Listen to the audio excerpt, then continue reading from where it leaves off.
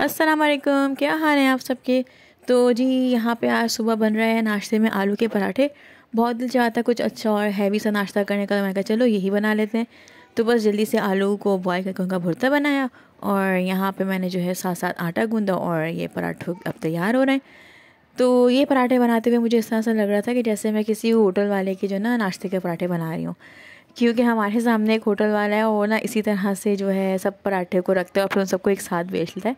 तो मुझे भी वही फीलिंग्स आ रही थी, कहीं ऐसा तो नहीं कि मैं भी वही पराठा बनाने वाला लग रही हूँ। खैर आगे बढ़ते हैं और यहाँ पे मैं पराठे को बेल रही हूँ और इसको जो है तवे पे रखूँगी। मुझे अपनी अम्मी के हाथ के आलू के पराठे बहुत मज़े के लगते हैं, क्योंकि वो जिस तरह के बनाती है ना, क्रिस्पी से पराठे बनाती तो मैं भी हूँ, लेकिन मुझे उस तरह का टेस्ट नहीं आता अपने पराठों में जो अम्मी के हाथ के पराठों में होता है। तो कुछ ख़ास जायका होता है हर अम्मी के हाथों में। तो अब चलें इसको मैं फ्राई करूँगी।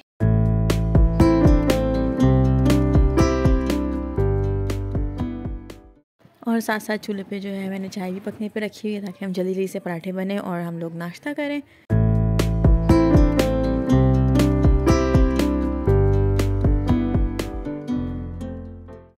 और यहाँ पे जो पराठे तैयार हो गए। आज मैंने चाहा था कि मैं कुछ एवरीडे की चाय बनाऊँ इनके साथ, तो बस मैंने जो है अपने लिए एवरीडे की चाय बनाई थी और हस्बैंड और बच्चों के लिए जो नॉर्मल जो गाय का दूध होता है उसकी चाय बनाई थी। तो चलें हम लोग नाश्ते को एंजॉय करते हैं और मिलते हैं आपसे नाश्ते के बाद।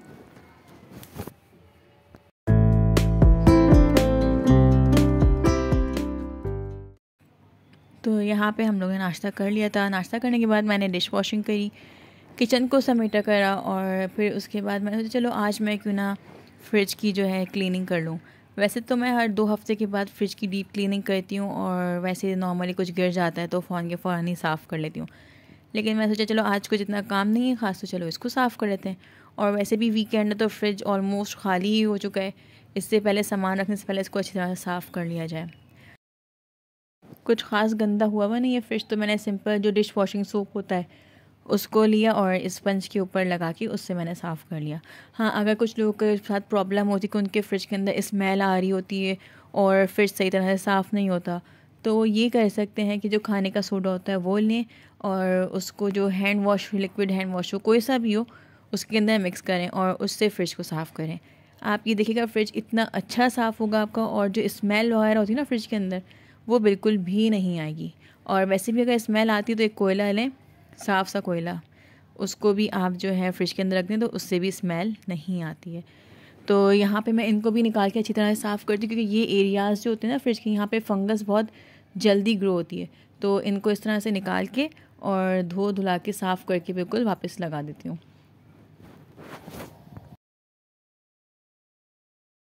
तो यहाँ पे ये सारी चीज़ें अच्छी तरह साफ़ हो गई और गेट को भी मैंने बहुत अच्छी तरह से साफ़ किया। जिसका जो रबड़ का एरिया होता है ना, वो भी, उसको भी बहुत ब्रश से साफ़ करना चाहिए ताकि उसके अंदर भी फंगस ना लगे। तो चलें यहाँ पे जो है सब, अल्लाह का शुक्र है, क्लीनिंग हो चुकी है और अब मैं सारा सामान वापस रख रही हूँ।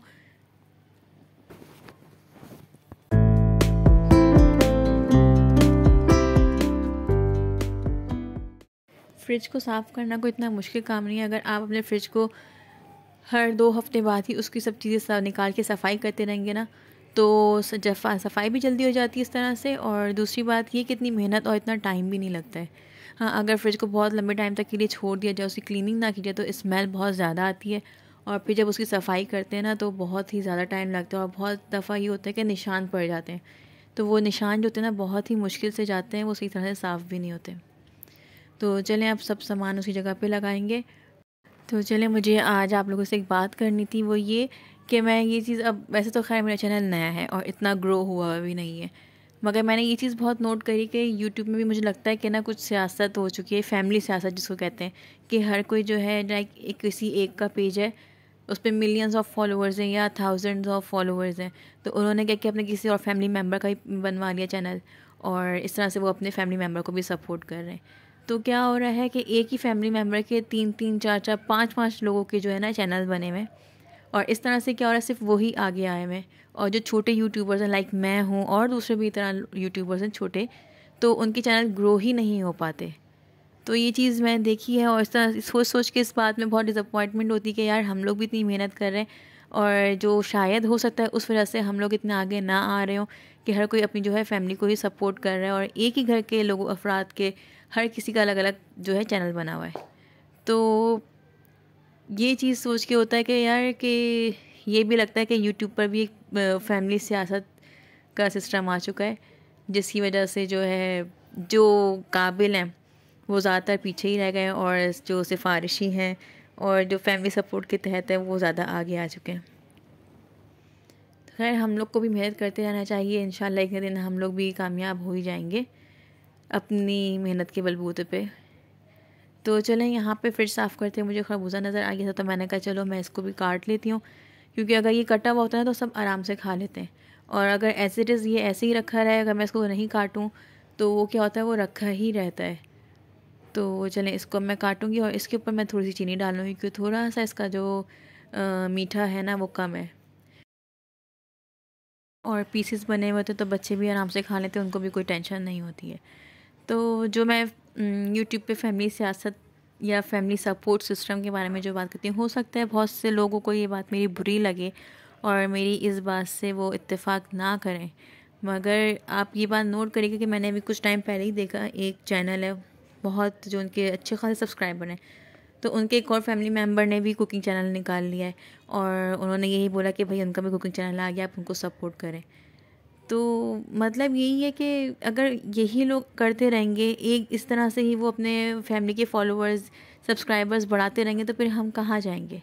सिंपल सी बात सिर्फ बोलने की ये है और मैं उम्मीद करती हूँ बहुत से लोग मेरी बात से इत्तेफाक करेंगे भी और जो इत्तेफाक नहीं करेंगे मेरी बात से तो उनके लिए मैं यही कहूँगी कि आप लोग बात को समझें मेरी और सही तरह से मेरी बात को समझने की कोशिश करें तो फिर आपको समझ में आ जाएगी मेरी बात के कहने का मकसद क्या है।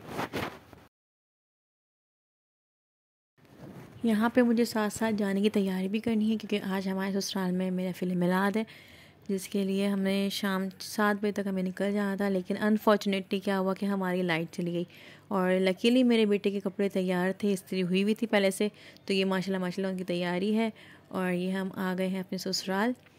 तो मैं आपको दिखाती हूँ यहाँ पे इनके सामने का एरिया में इतनी अच्छी माशाल्लाह से ये लाइटिंग होती है, पूरा एरिया सजता है और जो है ये ब्रिज है इसके ऊपर गुंबद तरह का बनाते हैं ये और बहुत रौनक होती है और 13, 11 और 12 रबीउल अव्वल वाले तो यहाँ बहुत ज़्यादा रौनक होती है, इस तरह से बहुत खूबसूरत लगता है ये। साइड पे सब जेंट्स जो हैं वो मिलाद पढ़ रहे थे और मिलाद की महफिल ख़त्म हो चुकी थी और उसके बाद जो है खाने में बना था मेन्यू में सूजी का हलवा जो माशाल्लाह बहुत ही खूबसूरत डेकोरेशन हुई थी जिसकी और टेस्ट भी बहुत अच्छा था, और ये बिरयानी और यहाँ पे मैंने अपने बेटे को हलवा दिया तो उसमें से जो ड्राई फ्रूट्स हैं उनको अलग करना कि मम्मा मुझे ये नहीं खाना है। और तो हमने खाना खाया और खाने के बाद जो है हम लोग अपने घर आ गए। तो ये थी हमारी छोटी सी रूटीन। उम्मीद करती हूँ आपको वीडियो पसंद आएगी। वीडियो पसंद आए तो मेरे चैनल को सब्सक्राइब करेगा, मेरी वीडियोस को लाइक करेगा, मुझे मेरी फैमिली को दुआ में याद रखिएगा। अल्लाह हाफिज़।